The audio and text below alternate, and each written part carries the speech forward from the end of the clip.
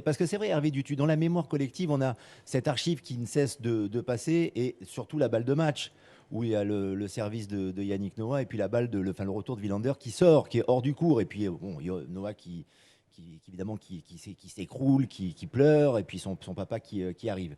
Mais avant tout cela, il y a quand même eu un véritable combat quoi, entre les deux Il y hommes. a combat, mais ce que l'on ne dit pas suffisamment, c'est que des matchs comme ça se gagne à l'entraînement bien avant. Hmm. Ça se travaille. Donc c'est un travail considérable qui a été fait par Patrice Ajalor, par Yannick Noah dans les 2 mois précédents.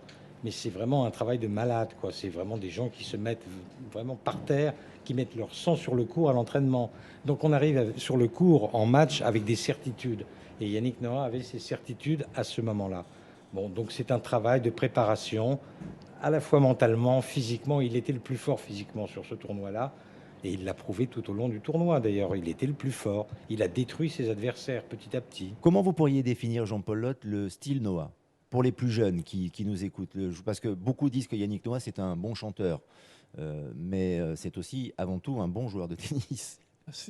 En priorité, c'est un joueur de tennis. Il a gagné un des plus grands tournois du monde. Pour l'instant, je ne l'ai pas encore vu faire un spectacle avec 120 000 personnes qui était le plus grand spectacle du monde de chant. Donc, c'est le tennis qui a fait que Yannick a marqué. Alors après, il poursuit une carrière exceptionnelle sans donner au public le temps de l'oublier.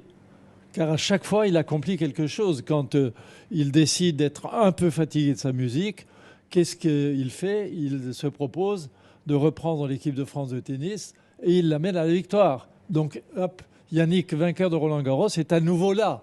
Le vainqueur continue. Et il entretient en permanence cette chose parce qu'il a du talent, il sait faire, les choses fonctionnent et que quand il s'attelle à quelque chose, comme on l'a dit tout à l'heure, il s'y attelle pleinement. Et une fois qu'il a fini, alors là, il ne faut pas lui demander quelque chose. Là, c'est sa vie qui commence et les autres n'ont plus droit.